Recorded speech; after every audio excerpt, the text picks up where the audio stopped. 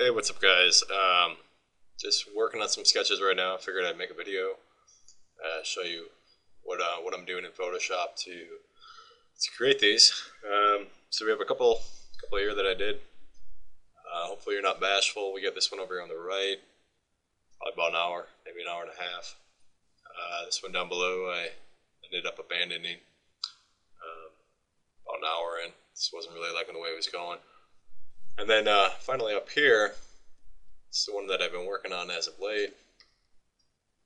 Um, so basically, as we move in on the detail, you can kind of see how all these individual little lines kind of make up the overall face. Now I posted other videos where I go with a different process and I work with a large brush and do a more traditional render with large brushes and kind of blocking in the big values and then working your way all the way down until you end up hitting those small bits of highlight and then using a smaller brush to indicate where the light's hitting the face. And that's kind of the way you're supposed to do it. It helps you out with economy because right now there's basically no economy in this piece. Economy, by the way, is like how many brush strokes you're going to use in a certain area to apply focus to a particular area. So what you normally would want to do is you'd want to leave these shadows as large masses of, kind of like this, large masses of just like kind of one or two tones, and then where your highlights hit, that's where you'd want to break up those areas and use a lot of different brushes and a lot of different tones to indicate where the light's hitting. And then subsequently, the viewer's eye is going to get pulled in that way.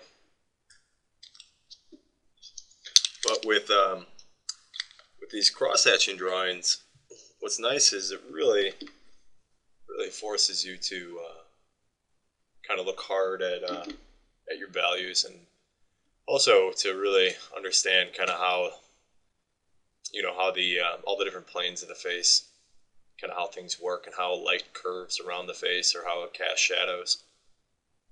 And yeah, I mean, I don't know. It's just good practice, and it's kind of how I've been sketching as of late. I mean, that's really all there to it. Just kind of color picking, trying to get enough values on the face to create something that's relatively realistic. But at the same time, though, realizing that, clearly she looks like she's some mummified person. But when you zoom out, kind of get a different effect. And really, in order to do these effectively, you really kind of have to be really on point with your relationships. Relationships is just kind of another word for anatomy. Meaning, I kind of think about painting as it's building a house. If that makes any sense. Just like with a house, you got to start out with a skeleton.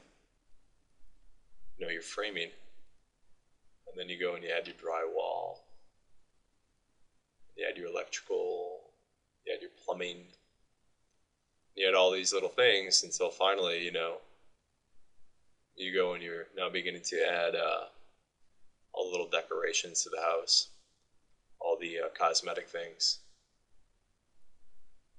And if you go to build a house and if your foundation is all messed up, if you don't have those beams, those I-beams in the right place, it doesn't matter how much paint you slap down on top of it, the house is going to fall over. It's going to look like crap. So, for anybody who wants to be able to draw something semi-realistically, the sketch is where it all begins. And if you can't get those relationships right, you're going to have a hell of a time trying to render your way to a believable or good looking piece.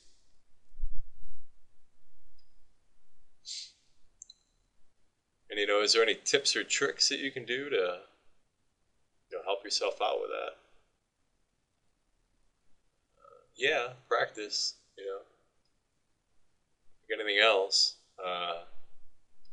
Nobody's just born with this talent. I don't care who you are. If you look at all the great masters out there, they they were drawn constantly. For them, it was a way of life. I wish I drew more than I did, but draw as much as I can.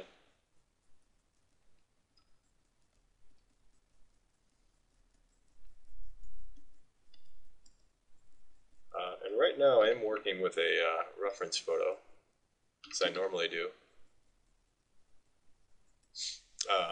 Right now I have a dual monitor setup.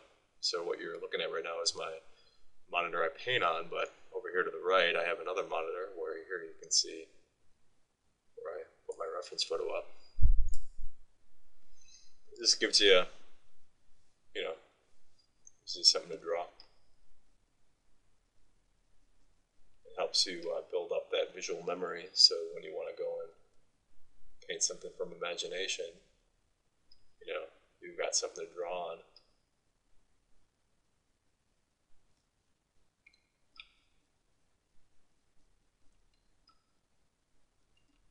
Typically, I'll probably work on a piece like this for, I don't know, maybe 3-4 hours. And I'll call it finished.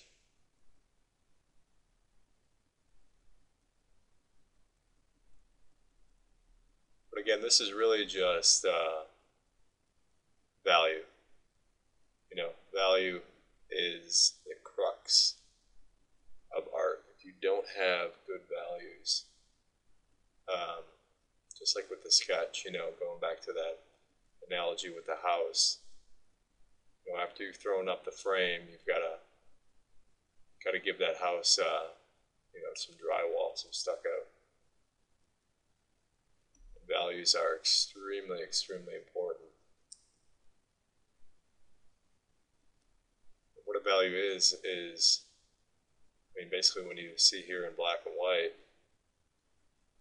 it's a gradation between the lightest areas and the darkest areas. And if that gradation is too much or too contrasted, the viewer immediately picks up on something not being right. And it doesn't matter what color it is, nothing's going to save it. But if your values are correct, and you've done a good job with them, you could paint this girl's skin here orange, green, purple, blue, it doesn't matter. It'll look okay.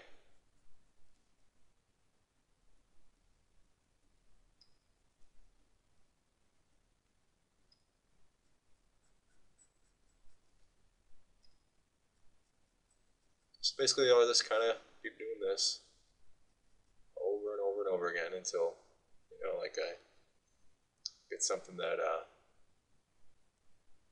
somewhat resembles that photo. And it's mainly just practice.